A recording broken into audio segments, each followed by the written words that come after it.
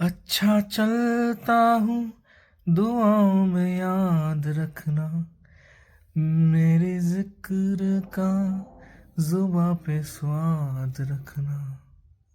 না আমার দ্বারা হয় না সব। আরে সিরিয়াসলি ভালো গান করছিলিস, দুটো দুটোর সাথে করে দে একসাথে, ভালো হতো। চার নামে এই আর এইটা।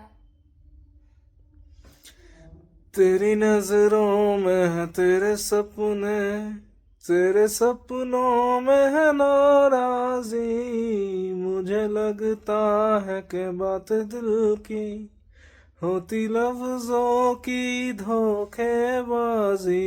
तुम साथ हो या ना हो क्या फर्क है, बेदर्द थी जिंदगी बेदर्द है, अगर तुम साथ हो,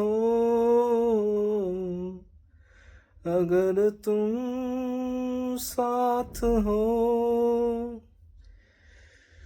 तो तुम साथ नहीं दोगे Arijit Singh, this is too early for retirement man.